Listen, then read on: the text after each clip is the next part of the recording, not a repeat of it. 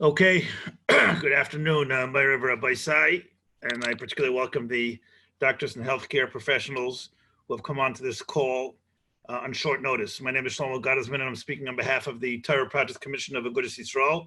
We want to thank Hagoyin Bal Minchas Usher for coming on very short notice, despite all his tremendous tirdais as one of the senior medical poskim in Eretz Yisrael. And just a note to our participants. I'm sure the Rav will accentuate this in answers to the questions, but these are Dvarim Ha'imdim Berume Shel Olam, and they also are obviously extremely fact-intensive and often location-intensive. Different jurisdictions, different hospitals, and maybe different countries have different ways of doing things. So please take this as general advisement and halacha. Specifically, you need to tailor the facts and ask your paisik, and if there are questions, we'll be happy to submit them to the Rav after the fact. We tried to get in as many questions as came in as of very late last night. Some more came in today, and I think we'll be able to cover as many as we can in the short time that is available to us. Okay, so I'm going to ask the Rav the questions, and the Rav will answer as he feels is proper. We're going to start with the most chomerdik set of questions, which are those questions directly related to Pekuach Nefesh and triage. There are four general questions here, which I'm going to, with the Rav's permission, lay them all out because I'm sure they overlap, and therefore the Rav will be able to address all the triage questions directly. Question number one. In today's situation, several chaylim show up at once in an emergency room, and there are not enough ventilators. So what is the Seder Kadima for chaylim? Is it calibrated by age, condition, kar levade that can be saved? What are the issues of Kadima and how are they graded al pi sveikos? Question number two. If older people or sicker people come in and younger ones are not lefanenu, they're not there yet, but in today's matzav we are barur, it's vade, they are coming. Is that considered a vade and they're all lefanenu? And how does the doctor and halacha decide how to allocate scarce resources? Question number three. Under what circumstances can a physician say he's mechuyev to defy directives of hospitals under halacha? There are numerous DNR questions which have come in here, so I will lump them all together in this one question. And does your job security play into it, your ability to help patients in the future? And the fourth question is, many hospitals are asking, directing physicians not to do CPR in COVID patients. What is the halacha b'negei to Pekuach Nefesh in this question? Adkan. So let me make a short and general introduction. We never really thought that we will need to deal with these questions. And this is such a troublesome tkufa. For many years, I've been writing about Kedima in Atzalas Nefoshes. For many years, I've been dealing with a very famous shaila, whether a patient could bring tefillin into the hospital when he knows that he can't take them out and they will be burnt in the hospital, and many, many similar questions which we never dreamed we will have to deal with halacha l'maisa. But we are. And many of these questions have become very, very relevant. And it's frightening. For a posek to have to deal with questions that will determine mi yichya v'mi yomos is really frightening. It's terrifying. And for these type of shailas, we need the Ramban and the Rashba. But we don't have the Ramban and the Rashba, and someone needs to step up and deal with these questions and give guidance. So we really need to daven for tremendous siyata d'shmaya, and with tremendous humility and humbleness, stand before Kodesh Baruch Hu and asking He should give us guidance and siyata d'shmaya shalom nekoshel b'dvar halacha. Because if chas v'sholom we are nichshel b'dvar halacha, we're dealing with halachas which are achamurim shebetoira. We're dealing with questions of life and death. But we cannot shy away, and it is our responsibility and obligation. So I stand before you like a shliach tzibur musaf in Yom Kippur, starting his tefillah with Hineni ha'oni memas nir ash v'nifchad. And that's the way I feel in this past week or 2 weeks, answering shilas day and night from all over the world, many of them really dealing with questions of chayim v'mavis. So I will relate to the 4 questions presented by Rabbi Gottesman. Brief response, because this is not a Lamdish Shir, and I'm sure that all the doctors and medical professionals that are listening to us are either extremely busy, rushing to their jobs, or extremely exhausted, and they desperately need some rest. And therefore, I won't delve into the depth of the sugyas and lamdis, and I'll try to be as precise and clear and brief as possible.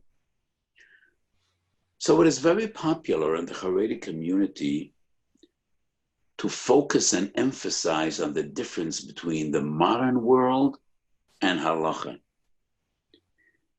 What I say now probably will surprise many of you. We don't really stand that much apart. Yes, we have disagreements, but by far and large, halacha would coincide with the basic approach of modern medical ethics. So we do have a sugi at the end of Hoirius dealing with priorities. And a Kohen comes before a Levi, and a Levi comes before Yisrael, and a man comes before a woman, but that is only when we're dealing with tzedakah, not when we deal directly in the medical field with saving lives. And when we need to decide who's going to get the ventilator and who is going to get our attention because we don't have enough personnel, ventilators, staff, etc., the 2 basic principles would be, who are the ones that need our immediate attention, and who are the ones that could wait? Those whose lives are in immediate danger, they have priority before others that are relatively in a better state, and we could wait. The other priority is those that we have the best chance of saving. So 2 patients come into the emergency room. One is desperately ill, and he's not over the brink, but there's a slim chance that we could save his life. And another's life is also in immediate danger. He needs our immediate attention, but there's a far better chance that we could save him. Then we will treat the one that has a better chance of survival. So the 2 fundamental principles are whose life is in immediate danger and which are the ones we have a better chance of saving. Age is not a factor. And al pi halacha, age would make no difference because nobody has a guarantee on life. One person could be 70 years old and we don't know. Maybe HaKadosh Baruch Hu plans to give him another 30 years of life. Another person comes in, he's 40 years old. And what do we know? Only HaKadosh Baruch Hu is a koitzev Chayim lekol chai. So age would not be a factor. I saw some Rabbonim writing that a person that is of a greater service to the community should have priority. I disagree with that. Who is the one to decide who is of a greater service to the community and who not? In practical halacha, the only two criteria would be who are the ones whose life is in immediate danger, who are the ones that have the better chances for survival. Question number 2, which mamish is intertwined with my response to question number 1. So the Noida B'Yehud, in a very famous tshuva, Yoredei Tinyon Reish Yud, sets forth the principle of Choyle B'Fonenu. And he says, Pikuach Nefesh overrides Shabbos only if there's a Choyle B'Fonenu. If the Choyle is not B'Fonenu, that is not defined as Pikuach Nefesh. So in our present situation, a patient comes in, we have a ventilator, but he is in extremely grim situation, very slim chance we could save his life. And we know from our experience of this very same day that in the next hour, another 5 patients will be coming in. And that is not a matter of doubt. We know that probably they're on their way. Would that be defined as Choyle B'Fonenu? Would we put this person on a ventilator knowing that in another 5, 10, 15 minutes, there will be other patients that might have a better chance of survival? So the Noida B'Yehud is dealing with the question, could we do an autopsy in a person to examine his liver or his kidneys or whatever it was, hoping that we could glean information to save another person that might die from the same illness? And the Noida B'Yehud says, no, that is not defined as Pikuach Nefesh. And therefore, it would not permit Nivul Hameis. The Chassam Sofer, one generation later, quotes the Noida B'Yehud, dealing with the question, is it permissible for a person to donate his body for medical research? And both the Noida B'Yehud and the Chassam Sofer writes, future Hatzalah doesn't override any Isser, only Choyle B'Fonenu. The Machna Chaim was one of the younger Talmidim of the Chassam Sofer, and he dares to argue that the primary concern of the Chassam Sofer was Lemigdar Milsa, and he was afraid of a slippery slope by pure halachic definition that would be defined as Pikuach Nefesh. I disagree with the Machna Chaim. It's not something that he heard from the Chassam Sofer, it's his guess. My guess is different. And I think the Noida B'Yehud and the Chassam Sofer are clear halachic ruling. Because as we know, the nature of medical research may take many years. We never know what the result will be. Sometimes after 10 years, we get nowhere. Sometimes we get to major breakthroughs. But that is really for the future. That is not defined as Pikuach Nefesh. The Chazon Ish, in his day and age, before 60 years, already commented that Choyle B'Fonenu doesn't necessarily mean he needs to be B'Fonenu. If we know in total confidence that this will save lives, that is Choyle B'Fonenu. Kal v'choyma b'nidon didan. Even if we do not have other patients right here and now in the department that need this ventilator, but we know that in the next hour or 2 hours or 3 hours, we will need this ventilator for younger patients. That is as if Choyle B'Fonenu. And with all the pain that this will incur, I think we would not put that patient on the ventilator because we know that this patient has a very slim chance of survival And in the next hour or 2 or 3 or 4, we will desperately need this ventilator to save patients that have far better prognosis.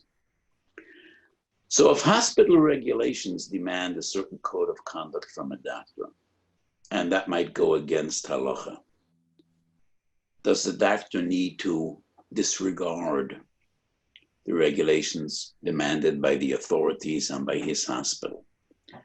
That is a very troubling question. So the doctor might be losing his parnasa, he might be losing his license and his livelihood. And I think our community desperately needs strong doctors. The world needs doctors. And as has become apparent in this crisis, we don't have a surplus of doctors, especially our community. And I think in a way, this too could be defined as an indirect pikuach nefesh.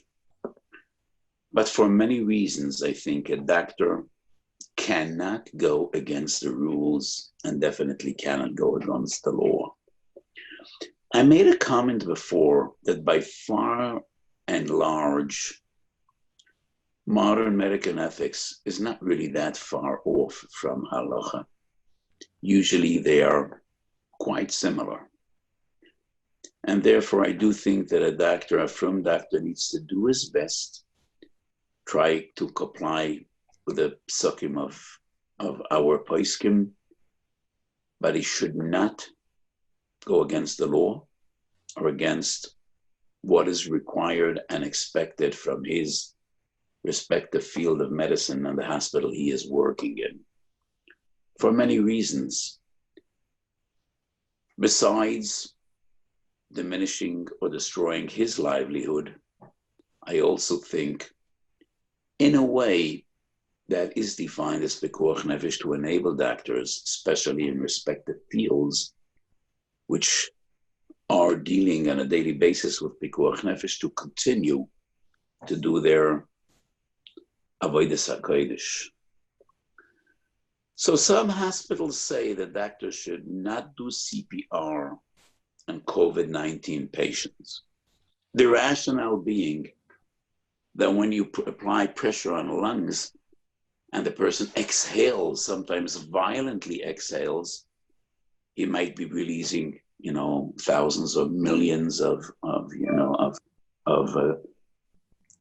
COVID agents, which might be endangering himself or others in the room. And that is a real concern. But if the doctor has protective gear, probably the risk to which he is exposing himself is minimal.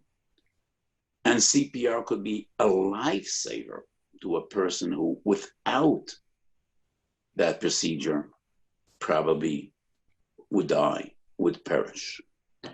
And this brings us to a discussion which I dealt with in many different sources in my forum, in Shuvas Minchas Osher, I think in Chelek Aleph, Chelek Beis, and Chelek Gimel. Is a person allowed to put his life in risk in order to save another person whose life is in greater danger? And could we quantify these halachas in numbers? So generally speaking, v'chai bohem is not a privilege, it's an obligation as well. Bal korchacha atu chai. Life is not ours to deal with.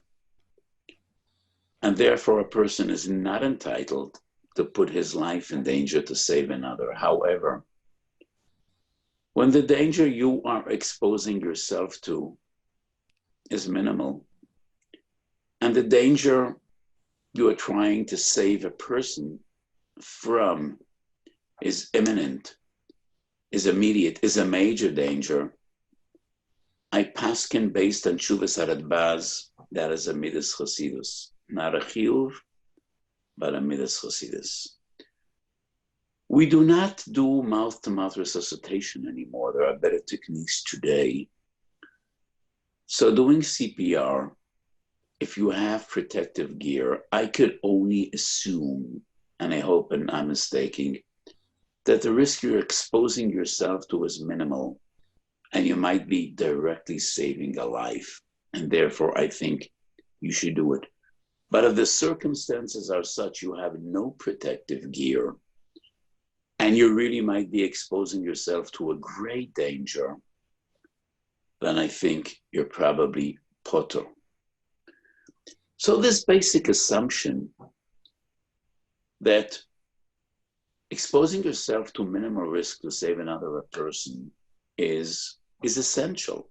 I mean, that is the only heter for kidney donations, for live kidney donors. So donating a kidney is a certain risk. It's not like giving $1 to tzedakah. One cannot say it's risk-free, but statistically the risk is very minimal. And the recipient of that kidney, to him, probably is a lifesaver, and therefore it would be defined as a midas chasidus. And the same is in medical professions. I also wrote a very substantial tshuva, and the fundamental yesod, what I am arguing is, every decent society in the modern world expects some of its members to volunteer for jobs that definitely are more dangerous than others. Cops. So patrolling the streets in Baltimore in the middle of the night probably is more risky than sitting in Kallah or in the Smedish in the middle of the night and learning Torah. You know, to the best of my knowledge, Baltimore today tops the list of homicide in the United States of America. I know some great, wonderful Tayari and B'nai Torah living in Baltimore, but probably in different types of town, in different parts of town.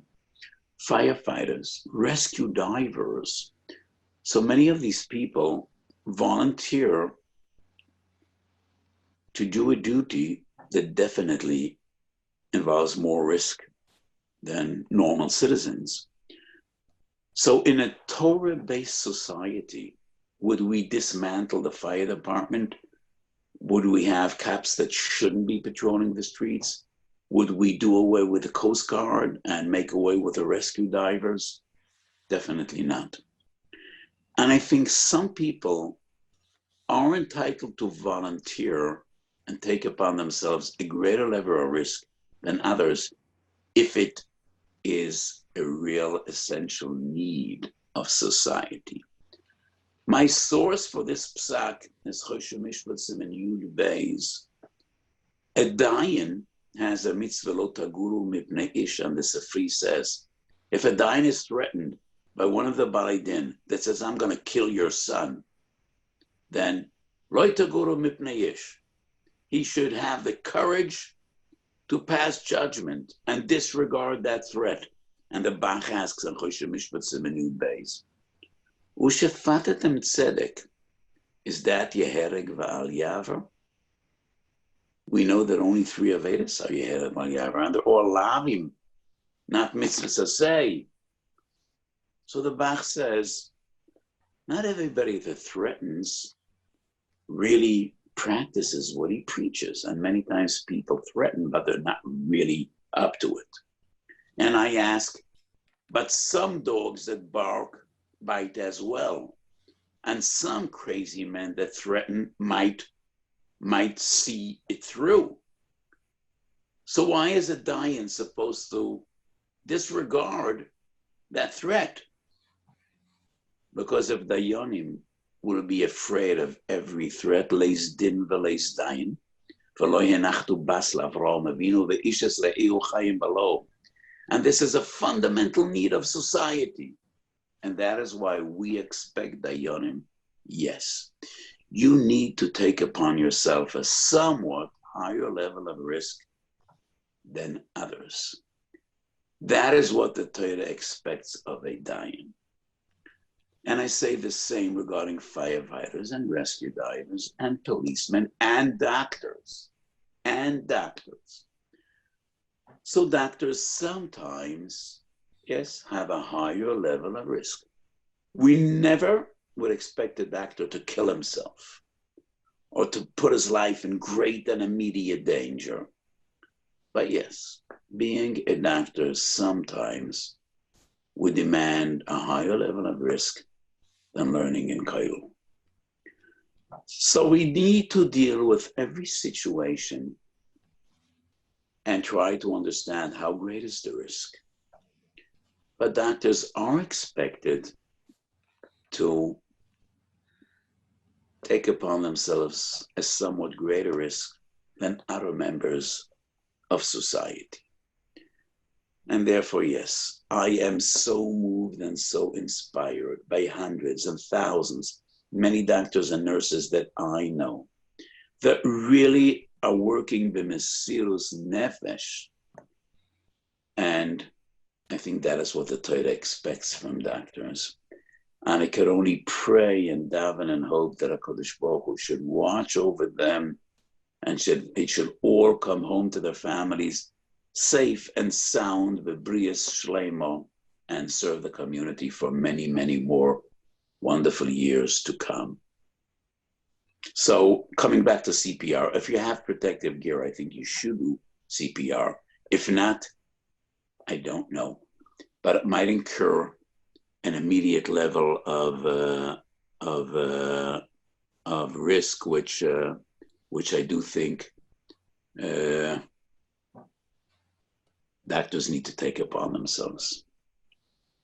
Did I make myself clear, Rabbi Gottesman?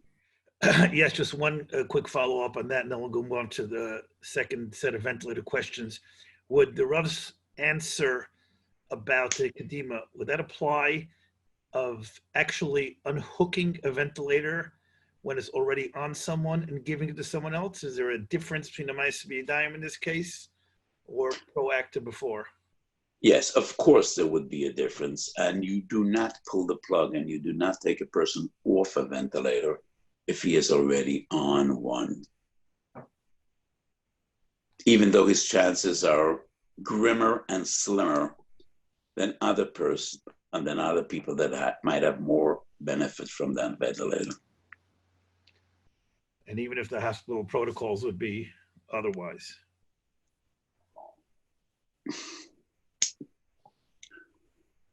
There might be one exception, but what I say now is not definitive. We need to deal with this as it comes up. Sometimes people are on ventilators and we know that there is no chance of recovery, no chance of recovery. And it's just keeping them breathing, or not really breathing, but pumping air into their lungs till HaKadosh Baruch Hu will decide ultimately to take them home. And some of these people, by medical definition, might be brain dead, but we do not accept the determination of brain death, and therefore we keep them on ventilators. So in that case, if there is a patient before Neinu, and we could save his life, then that needs a special shalas chacham. What I say now is not definitive, but that at least would be defined as a shaila. But as long as a person could be saved, even if his chances are slim, you cannot take him off the ventilator, even though there are others that the chances of saving them would be greater. And if a doctor by hospital regulations is demanded to do that, I think you should let someone else do it. I don't think, there would be a chiyuv. I think a doctor has the right to say, my conscience or my religious belief doesn't allow me to do this, and let others do that, other doctors that are in the department. Okay, so they're in here in New York, they are talking, I'm not sure if they've effectuated yet about ventilator splitting. The Rav can describe it, since I know you consulted medical professionals about it. What are the halachic ramifications? What are the nitunim? Because obviously it affects each one of the patients. Yes, to me, this was an entirely new field, and I think to doctors as well. And in this crisis, we're learning new things and devising new methodology every day out of sheer necessity. So we never dreamed that we'd be in a situation in which we don't have enough ventilators. And it's shocking and somewhat troubling and dismaying that a mighty country that has enough nuclear firepower to destroy the entire world 10 times over in 15 minutes doesn't have enough ventilators to serve its citizens. It's somewhat troubling, but that belongs to political philosophy, which is not what interests all us right now. So we don't have enough ventilators. And we discovered that there's a possibility of sharing a ventilator to 2 patients. That can only be done when patients are deeply sedated and they don't breathe on their own at all, and therefore they are clearly and closely regulated. And in that case, we could use 1 ventilator for 2 patients, even for 3 patients. When patients are getting better and they need a ventilator to assist them, but there is some pulmonary function on their own, then in that case, we don't share a ventilator for 2 patients. So splitting a ventilator and having put 2 patients on the same ventilator might be somewhat diminishing their chances for survival. There is no proof of that, but theoretically, 1 patient might be infecting the other patient, even though both have COVID-19, both are ill. And we do use a filter between 1 patient and the other, but still, we are learning as we move on. We're learning every day. So theoretically, it might be putting one of the patients in danger, even though there is no proof that that is the situation. So in many cases, we have 2 patients, each is on a different ventilator. And then patient number 3 comes in and he needs a ventilator. So these 2 patients who are sedated will take one off his ventilator and put him on a shared ventilator to free the ventilator to patient number 3 that came in to the department, to the intensive care unit. Halachically, I think that would be permitted. It would not be considered like pulling the plug and taking a person off a ventilator and just letting him die, because we are treating him. We're going to put him on another ventilator. And even if we might be diminishing his chances, that still would be halachically permissible. And it is what we should be doing in order to try to save another person. There's a fundamental chiddush of the Chazon Ish, very famous Chazon Ish, in the Likutim at the end of Choshen Mishpat. So the Chazon Ish talks about a theoretical scenario about a person that shot an arrow from his bow, and we have the ability to turn that arrow in different directions. Well, in the days of the Chazon Ish, we couldn't control missiles after they were fired, but today we could. Cruise missiles and others. But actually, I heard from some of the Talmidim of the Chazon Ish that was a practical question. There was a person driving a truck and he lost his brakes, but he still controlled the steering wheel. And if he would just drive straight ahead, he would drive into a crowd and probably kill many people.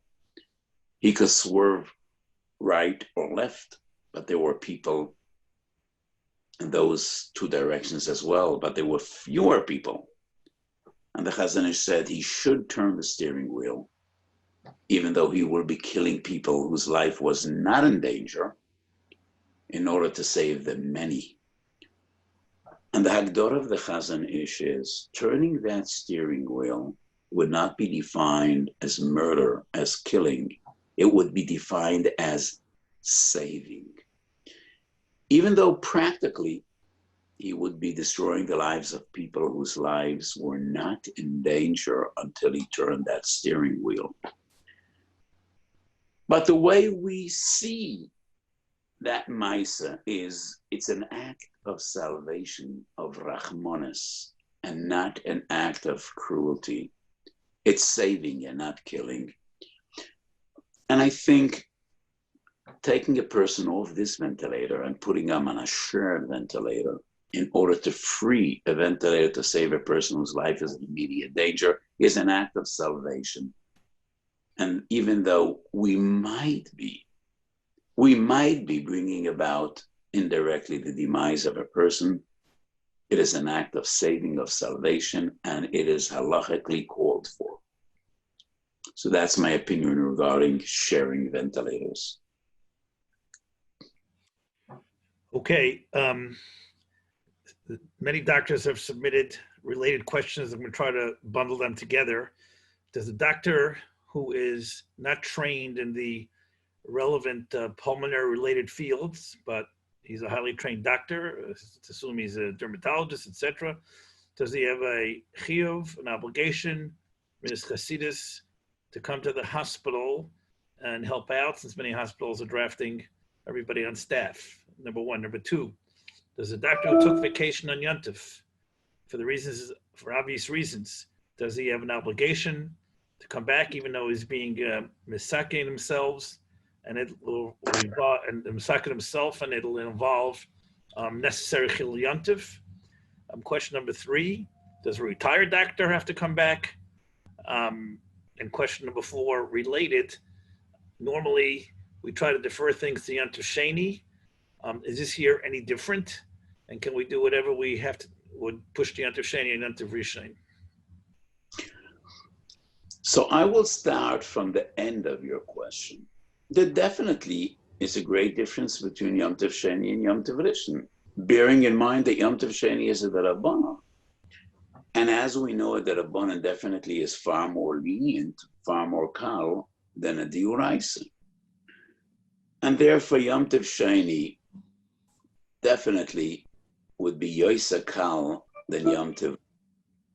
But it all depends on the details, and therefore I want to address the bigger question.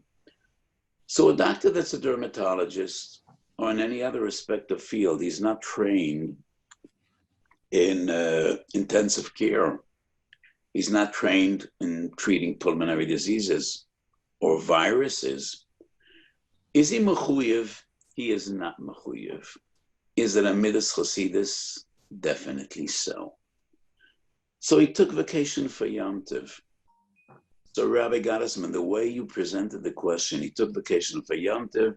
Does he need to go back to the hospital, put his life in risk? These are two different questions. Chilul Yom Tov on one hand, or putting himself in risk on the other hand. I was asked 2 weeks ago, at the relative early stages of this horrible situation, by a Hatzolah member whose wife had MC, which is multiple sclerosis, which is a terrible disease in itself, and the immune system is quite compromised. Does he have to keep on doing his job when he might be putting his wife's life in danger? Because if he gets COVID-19, he might be endangering his wife's life. And I said, no. So you do not do your job. So a person does have a right to put his own self in limited danger to save another from great danger. As I said 10 minutes ago, 15 minutes ago, that would be defined as midas placidus. But you have no right to put your wife's life in danger. So I would say a doctor that is 70 years old and is retired, does he have to volunteer to go to the hospital? No, because he is in a high risk bracket, or if he has any medical conditions. And even doctors sometimes become sick. You know, we would love a situation if HaKadosh Baruch Hu would guarantee every doctor to live 120 years and be safe from disease. But in this world of Hestaponim, it's not the way it is. So if a doctor has basic medical conditions or his age might put him at risk, I don't think he is mechuyev to volunteer. is different than a doctor who is serving in active duty. But once again, it's impossible for me to give definitive answers. There is so much gray area in this field.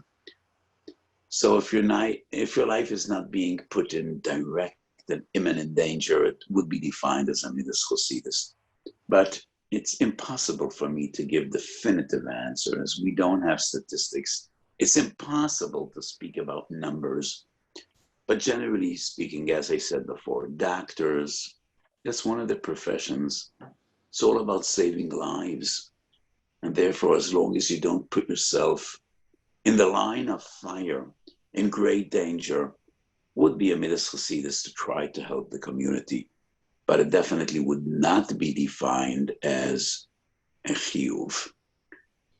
Regarding Shabbos and Yom Tov, so the Moshe deals with a general question, not in a time of crisis, not in a time of a megefa, but generally speaking, should a doctor try to take off on Shabbos and Yom Tov? And the Moshe says it depends whether Shabbos is hutro or dechuya. If Shabbos is hutro, then no, there's no point in being home. If Shabbos is dechuya and you could stay at home, then it's the right thing to do. And I think regardless of whether Shabbos is dechuya and hutro, it's always preferable to learn with your children on Shabbos and sing zmiris and spend time with your family in Shabbos, even if it's hutro. So I think in a time of crisis, we should put aside Shabbos and Yom Tov when we deal with pikuach nefesh. But putting yourself at risk is a different question. And if a doctor is in a high level of risk and he is retired, or it's not his respective field, I don't think he's mechuyev to volunteer. And especially when he's putting his family at risk. Okay, we have numerous shilas following up on the Shabbos theme, been engaged to the use of electronic equipment on Shabbos. I've tried to bundle them together into a few shilas. Let's start with one. Today, people use digital electric thermometers as opposed to the old style thermometers, which have their obvious Shabbos issues. If you suspect you have fever, which is the Rav knows is one of the symptoms, are you allowed to use a digital electric thermometer on Shabbos? Talking about a yachid at home, not a doctor.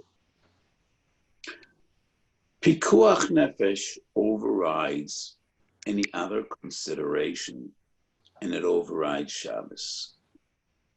So the question is, what are the boundaries of pikuach nefesh? If you have a slight fever, I don't think there's a need to check your temperature, because if you find you do have a slight fever, so what are you going to do? What are you going to do? It might be 1,000 things. It might be COVID-19. But most patients that have corona or COVID-19, if they're young, if they're healthy, we just weather it out. So if you don't have a very high fever and you don't have any pulmonary issues, you have trouble breathing, even if you do have a fever, you're probably going to stay at home. So assume that you have COVID-19, be calm, get into bed, try to stay away from other family members. And I don't think there's a need to use that electronic device to measure your temperature. If your head is burning and you think you have a high fever, then you definitely should take your temperature, especially if you have other symptoms as well. I am troubled by a trend and a tendency that I see from so many shilas that I get, as if, okay, COVID-19 is here, so we're gonna look for every kula available, even though they're not relevant. So I hear the bottom say, okay, so this year an Ashkenazi could have kidneys and you don't need to machshir your kalim, and the woman don't need to clear to close to clean the houses, and you don't need to sell your chametz. And we still have the Torah, and in times of crisis, we need as many schuyos as we could possibly have. So we need to examine and deal with every shaila in a very serious way. So measuring your temperature is only the tip of the iceberg. I think the more troubling question is using Zoom and using Skype and using communication devices, electronic ones, to be in touch with elderly people that are at home, far away. And I think if we're dealing with even a remote pikuach nefesh situation, spek sveike pikuach nefesh is matio isurim diuraisa. But some Rabbanim came out with a heter. If you have an elderly parent who is alone at home, so you could use Skype or Zoom to communicate and have him participate in your Seder. I totally disagree with that. So there are some Sephardi Rabbanim that paskin going back 50 or 60 years that Yom Tov, there is no problem in using electronics or electricity. It's now really Svarshe Gedolim. The Orach HaShulchan paskin so in a periodical that was called Beis Vad L'Chachamim. And today that tshuva was printed in Shalas Tshuvas Orach HaShulchan Siman Zayin. But the Orach HaShulchan had enough integrity and honesty to say, I don't really know what electricity is. So maybe my psak is ridiculous.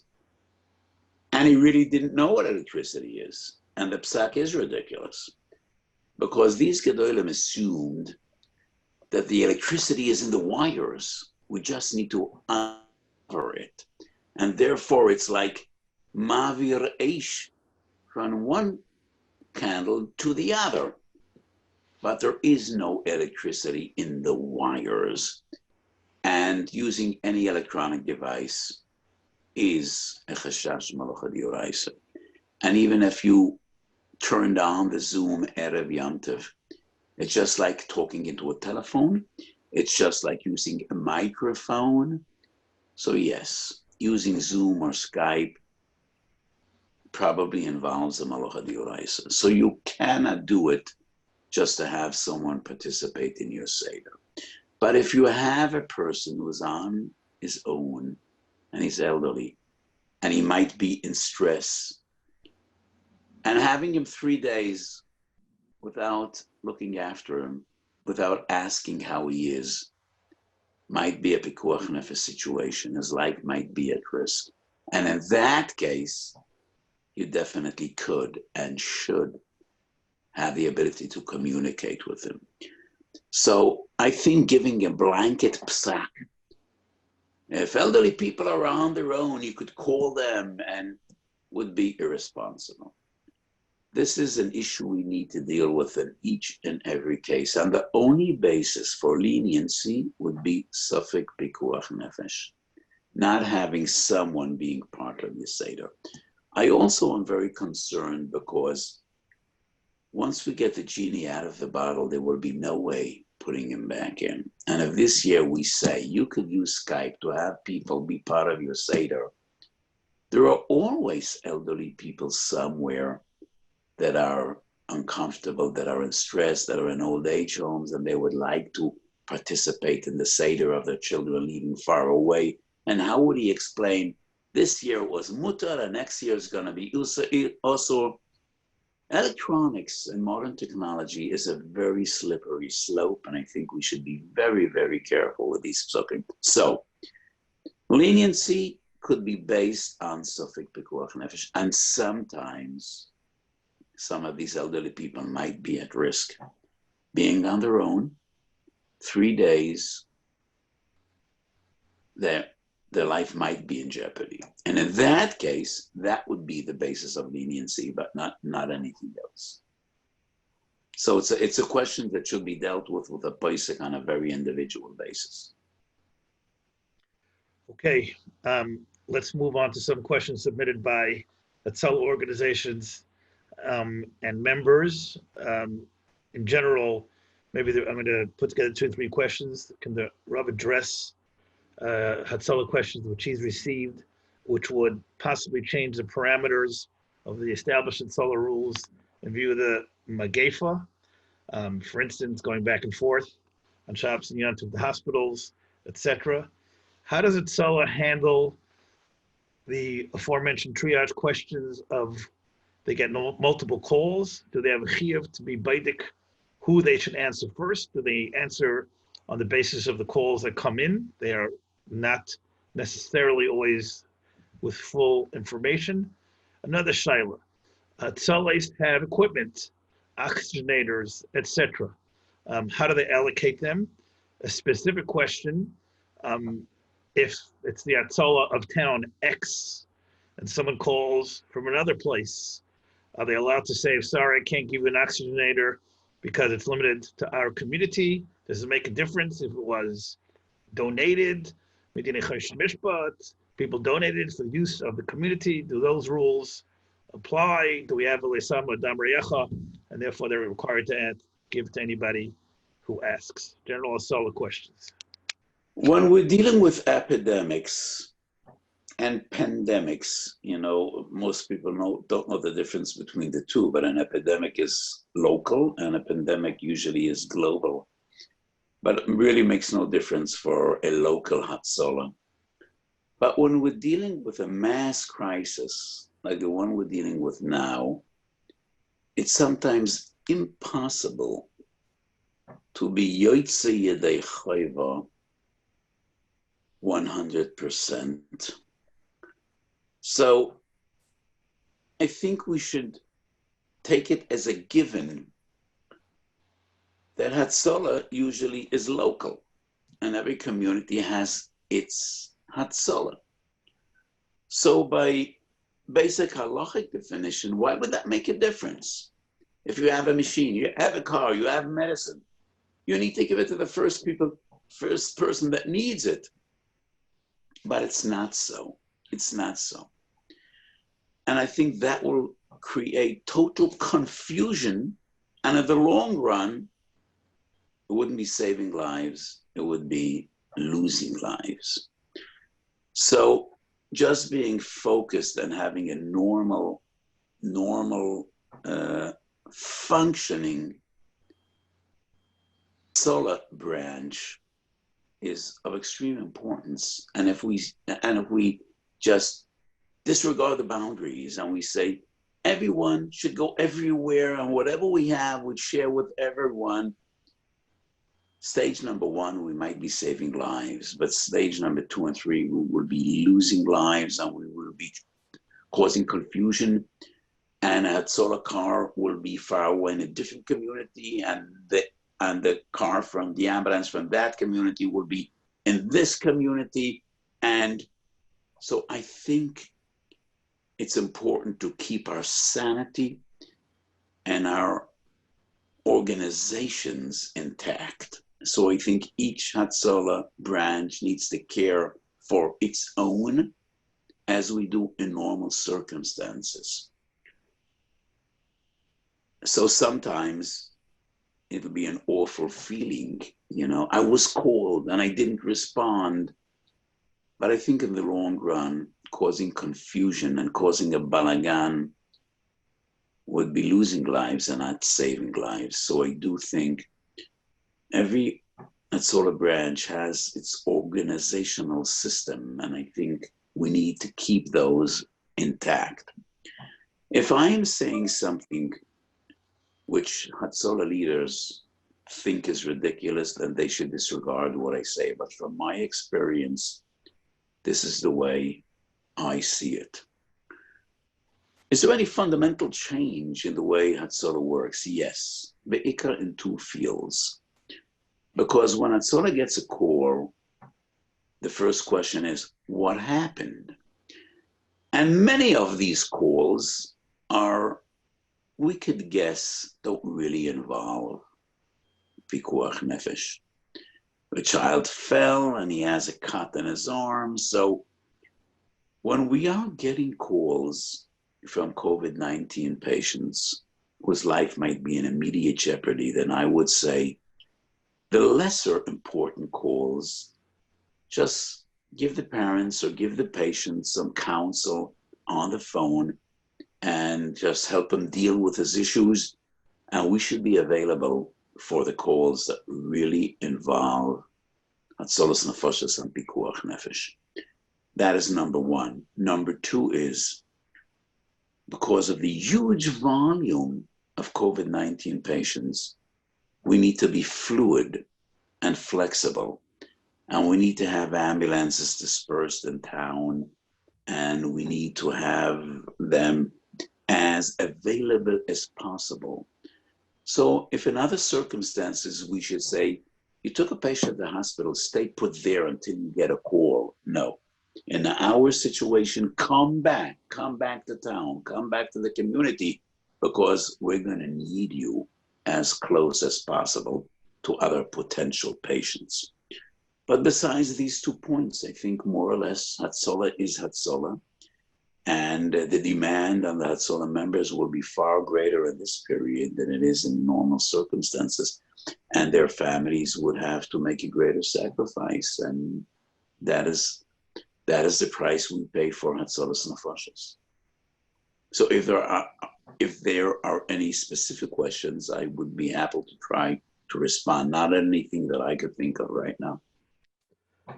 Okay, we received numerous questions benegaya to Hilchos Mikvos and Yarchei Chelik Beis, which we are not going to raise now because they are Mikvos are community, very highly community intensive, and every family by definition has a paisik in Yarchei Chelik Beis. But Reb Shlomo, I will initiate 2 psukim that I did give. And once again, you need to ask your local paisik, but 2 general psukim that I did give. Okay. So the Ramah, at the very, very end of Simarei Shalaf of Hilchos Mikvos says that a woman, after she goes to the mikveh, should not shower, should not wash herself, and that is based on one of the Gzeres of Yudches Davar. So the source of this halacha is a Mordechai in Masechet Shavuos, I think, Siman Tov Shinun. And in this crisis, I think women should definitely take a shower and rinse thoroughly as they come home from the mikveh. And it is only a minig, which most of the Shonim reject. So even though the Ramah brings this minig, not in this period in which we're dealing with Pikuach Nefesh, so even if it's a remote Pikuach Nefesh, so I think that women coming and going from the mikveh should, shower or bathe and rinse themselves off. That is one psak, and the other psak. So many mikvahs, especially the busy ones, have a major problem serving all the women that need the mikveh, and with all the regulations that are put into place. So my psak is a woman could go to the mikveh on the 8th day, even by day. And even though, once again, that's a psak of the Ramah, Siman Kuf Tzadik Zayin, that we should not do so, mishum sarach bito. But in this crisis, in this time, I think the mikvah should enable women to go to the mikveh by day, in day number 8, after they finish the Shiva Nekiyim. If there is a need. If there is no need, that shouldn't be done. But if there is a need, then those are the 2 fundamental psukim that I did give in Hilchos Mikvos. So Rabbi Gottesman, let's move on. Okay, so let's go on to related hygienic questions. Benegaya to Shabbos and Yantif, showering with hot water on Yantif and Shabbos upcoming. Returning for, let's start with obviously with medical and healthcare professionals in the hospital, returning home. And then if the Rav wishes to expand that to people, regular people, please do. Yes, so regarding medical professionals, from the medical information that I achieved, I think it would be recommended, because this virus could stick to your hair, your face, your hair. So even if you're wearing surgical gloves, it still would be recommended to shower with soap to get these bugs, not bugs, with a touch of humor, I call them bugs, but to get this viruses out of your system and out of your hair. So even though doctors should be wearing hair covering, but I was told that there is a shortage of head covers. And so it is recommended that doctors, nurses, medical staff coming home from the hospital should shower. And because we're dealing with pikuach nefesh, and I said a fundamental shia 2.5 weeks ago, which I don't want to go over right now. But in times of epidemic, the definition of pikuach nefesh is different. And we take pikuach nefesh to the extreme because it's not the risk of an individual, but the risk of tens, hundreds, maybe thousands of people. And therefore, the mere definition of pikuach nefesh is different. So I do think medical staff coming home should shower. And it's very difficult to shower with cold water and to use soap with cold water. So I definitely think they could use hot water. So using warm water in your home Shabbos could involve two different problems. In some houses, you are directly activating an electrical system. In other homes, the question would only be having cold water coming into the hot water system, and that would be a question of bishul. Ben kach u ben kach, my fundamental opinion is we're dealing with a grama. So if you turn on the faucet with a shinui, it might be a trei d'rabbanan, a shivus to shivus, which would be permissible even for a HaLACHA b'isakana, and especially when we are dealing with a pikuach nefesh, even though it might be a remote pikuach nefesh, but in a time like this, it still fits into the category of pikuach nefesh.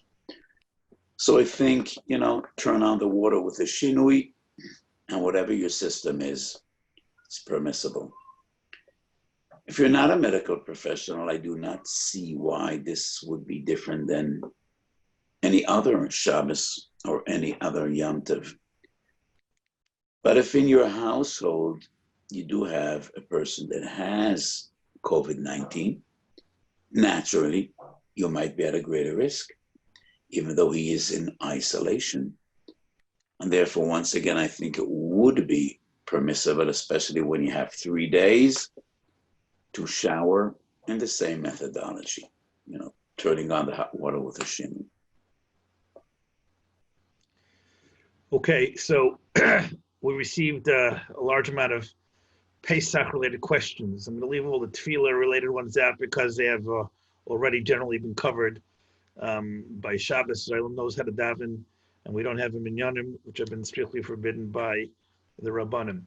Let's go to some kashrus-related questions.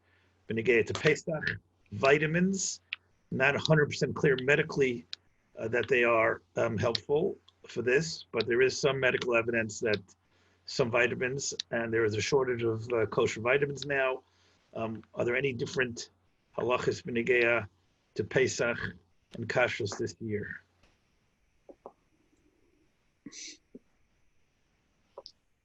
Vitamins, generally speaking, are good for your health. And if we're dealing with vitamins that are swallowed and not chewables, I think that is almost no halachic issue at all. And therefore, especially in a time like this, if we're dealing with vitamins that are generally good for your immune system, good for your health, I think one could swallow those vitamins. It's a suffix b'chalav if they have chametz, any chametz components. It's not kederach achila, pochas mekashir. So I already publicized a tshuva long ago about basically taking medicine on Pesach. And my ruling was, even a HaRav Beisakona, if he doesn't have kosher Pesach medicine, he could keep on taking his medicine. And especially this year, I feel the same regarding vitamins.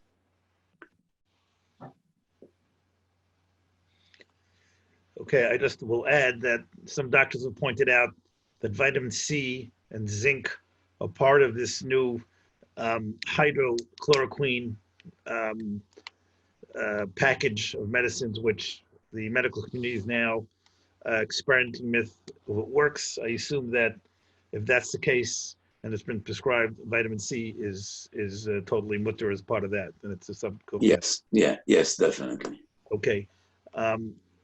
As far the Rav answered a lot of our tefillas kalim and other bir chametz in the last week, so we're not going to repeat that. I think what we're going to. I just want to generally say, so my son-in-law has been working very hard in the past 2 days, and I hope tomorrow we'll have a digital version of shiurim, shuvis, and some shmusin I said about this COVID-19 crisis. And I will make it available to Rabbi Gottesman, and through you, anybody, anyone, any medical doctor that will want this kuntas will make it available. Okay, and the Rav also mentioned that we've gotten numerous requests on after your shir. You mentioned that the new sefer is available digitally too. So you'll let us know how the Elam can access that. So we'd like to conclude here. If the Rav would. The akar satayv that the Torah community has to our doctors and healthcare professionals and nurses, both of our community and outside it, is ein shir. There's no way to express it. We wouldn't mind if the Rav would say some divrei chizuk directly to the doctors who, as he already mentioned, are working 24/7, putting themselves in great danger to protect the Achenu B'nai Yisrael. And some words of chizuk before Yantif. Yes, so I too just want to express the same sentiment. I am moved, I am inspired. You don't expect me to use an expression, I'm blown away, but I am. By the Mesirus Nefesh, by the dedication of our medical professionals. I think I mentioned in my previous session that I asked the doctor, how many hours she spends in the hospital lately, and she said 20 hours a day. And that is not a guzman. And these doctors know the risks. And their Mesirus Nefesh and the Mesirus Nefesh of their family is unbelievable. So before anything else, I want to give them a bracha, mu'umke deliver from the depth of my heart, that HaKadosh Baruch Hu should watch over them and they should all come back to their families, bebrias toiva, bebrias eisono. And at the schus of their devotion and dedication and Mesirus Nefesh, HaKadosh Baruch Hu should give them and their families arichas yomim v'shonim, and good health and nachas and simcha. So we are approaching Pesach, and we tell the story of Yetzias Mitzrayim. I don't remember whether I shared this thought with you or not, because I've been speaking to so many different communities and saying so many shurim, I could no longer remember what I said when and where and to whom. But by Yetzias Mitzrayim, after the Esem Makos, and the Jews already left Mitzrayim, and they're standing at the sea, and once again, they feel in danger, and they cry to a Moshe Rabbeinu, why did you take us out of Mitzrayim? Didn't we tell you we prefer to be avodim? You took us to the desert to kill us all here, and why did HaKadosh Baruch Hu do this to the people again and again? So even when we have nisim, we are always put to test. And we need to deserve these nisim. So yes, HaKadosh Baruch Hu took them out of Mitzrayim. And they are about to experience one of the greatest nisim in Jewish history, Kriyas Yamsuf. But they're once again put to test, and they need to rise to the challenge. And Nachshon ben Aminadav had to jump into the sea, and only then were they zeicher to Kriyas Yamsuf. So this last parsha, Parsha Tzav, Eish Tomet Tukad Ala Mizbeach Lo Tichbe. And the Mishnah says in Perikei Mesechet Avos, Asor Nisim Nasul Avuseinu book in Beis HaMikdash. And one of the 10 Nisim was that the rain didn't put out the Eish Al Gabi Mizbeach. That was a miracle. And it occurred to me, why didn't the Kodesh Baruch Hu make a greater miracle that it wouldn't rain on the Mizbeach? Wouldn't that be a fantastic miracle? It's raining cats and dogs. The entire Azora is full of rain, but the Mizbeach is dry. And on the Mizbeach, not one droplet of rain falls. No, that was not the nace.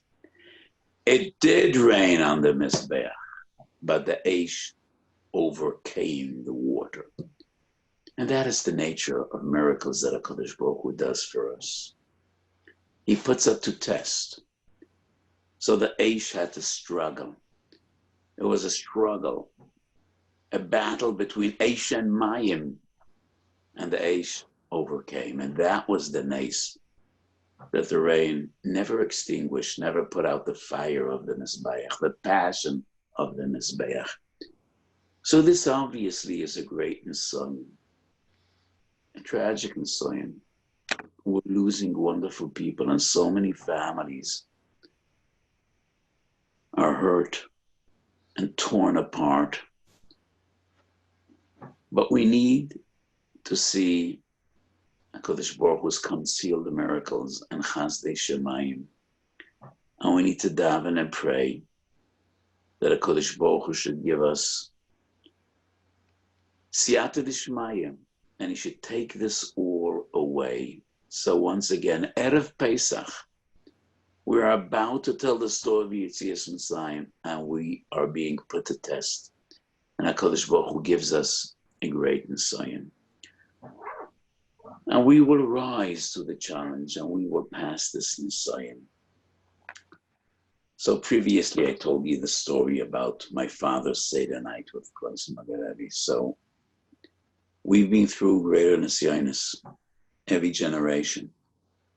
It's part of our DNA, it's part of our story. So let us all hope and daven and pray. First of all those wonderful angels of Mesiras Nefesh, the medical professionals, the doctors, the nurses, the technicians, all those people of Mesiras Nefesh, they and their families should be well. Kodesh Baruch Hu should send all of those that are struggling in the hospitals, refuas and yeshuas. Melech Oizer, Umoshia, Umogain. Kodesh Baruch Hu Yazor, V'Yoshia, V'Yagen. He should protect us all. Kallah machlo asher samti b'Mitzrayim, loy osem olecho, ki ani Hashem roifecho. Rabbeinu Bachya has a gewaldige comment. V'rapo yerape, we learn in Parshas Mishpotim, mekan shenitnu reshus l'roifa l'rapes. V'rapo yerape is a pei degusho. Ki ani Hashem roifecho is a pei refuyo.